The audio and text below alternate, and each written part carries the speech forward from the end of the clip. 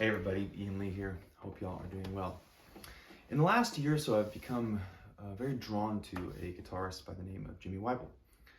Jimmy cultivated a really unique and beautiful sound for himself in his lifetime. He left it to us in a lot of ways, but the primary way he left it to us is in the form of these etudes that he wrote. Etudes 1 through 26. He wrote them over the period of many years in his life.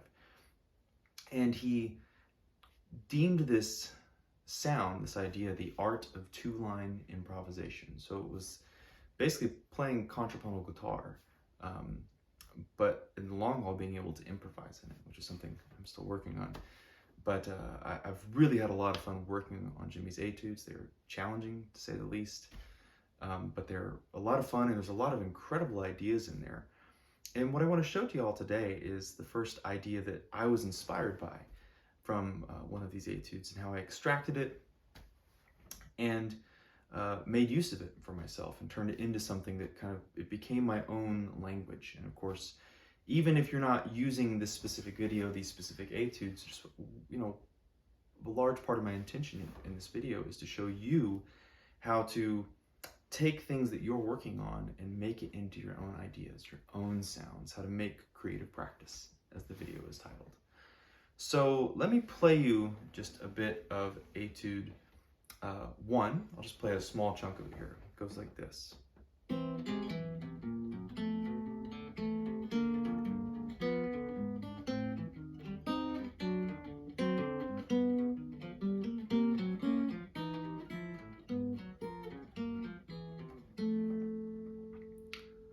So that's etude 1. I want to zoom in on a particular little chunk of etude 1. And it's this A flat diminished chord. Now, what I'm seeing this as is a drop 2, which in this instance means I'm playing all 4 strings in a row. And it's a drop 2 that, by the way Jimmy plays the guitar and the way he wrote this, he ends up doubling this D note, or the flat 5, up top. Let's have a closer look. So what we're going to do is we're going to play F and B. We're going to play those notes simultaneously. Now the B is going to sustain, while F releases and walks down the rest of the chord. Once we get to the root, or A flat, we're going to then release the B and play that D up top on the B string. So, well, here again, I'll explain it while playing it this time.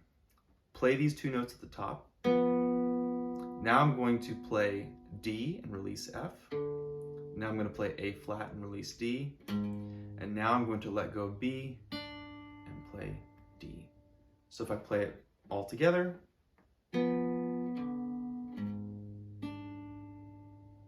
Okay, now I'll play it a little more up tempo. Ready, go. Great. Now, I began to ask myself, okay, hold on, that's a pattern, that's a shape, right? Not just in terms of the diminished chord, but there's a symmetry going on there that I can take, right? I can recycle this. So I started kind of thinking about it. So I decided to ask, okay, can I put this into a G major chord? And sure enough, we can put this into a G major. So, same thing. Let's do a G major 7, drop 2 chord. Okay, we're gonna be playing on the low 4 strings. Now we're going to sustain the top 2 notes, that's F sharp and B. While F sharp is released, I'm going to play D. I'm going to release D, play G, and then release B, and play D up top. Okay, so slowly but all together.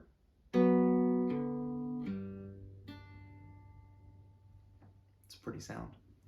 So I'll play it a little quicker. Of course, I didn't want to just stop there as I was exploring this. And so something I got from studying Barry Harris over the last few years was to play something through a scale. Whatever idea, whatever seems to be drawing your attention at the time, it's like take it and run it through whatever scale you think it might fit into. Or maybe it fits into multiple scales, whatever that is. And so what we're going to do next is we're going to run this idea through the G major scale. So I'm sure plenty of you have played drop 2, harmonized, diatonic major, right? In terms of 4-note 7 chords. So what we're going to do is the exact same thing, but we're going to use this idea from Jimmy Wyble that we're now expanding into our own language. So here we go.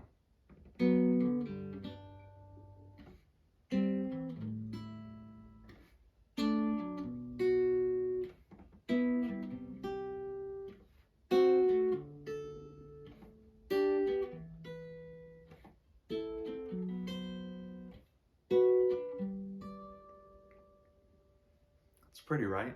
It's cool, it's fun.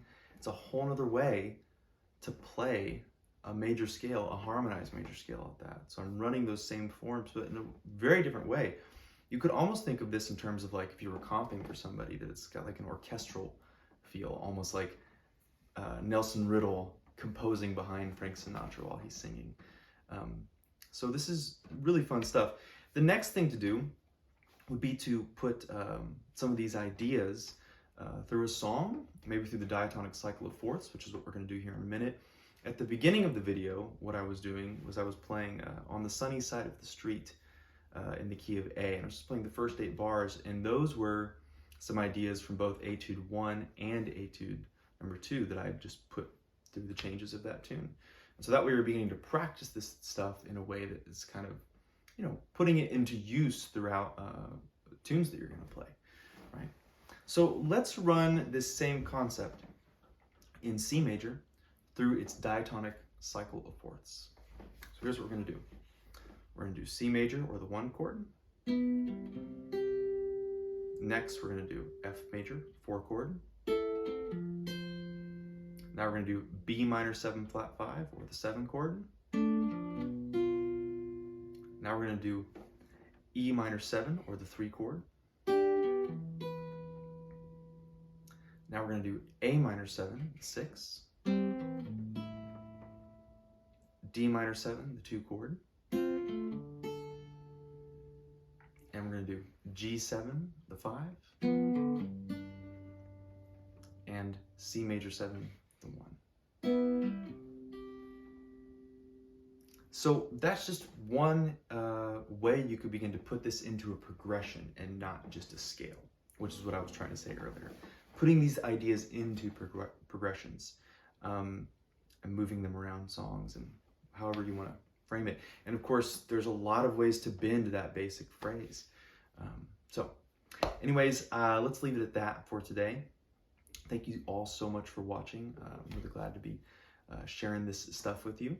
If you do find yourself interested in Jimmy Wyble and this kind of sound and style, I'm going to post links down below to a gentleman named David Oakes. He has a website where he has a tribute to Jimmy, and it's all free. David worked very closely with Jimmy.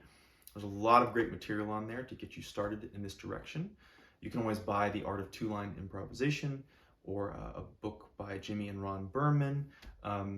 There's a lot of material out there, so just do some research, dive in. I'll have links down below. Thank you all so much for watching. Don't forget to like, subscribe, and share, and I'll see y'all soon.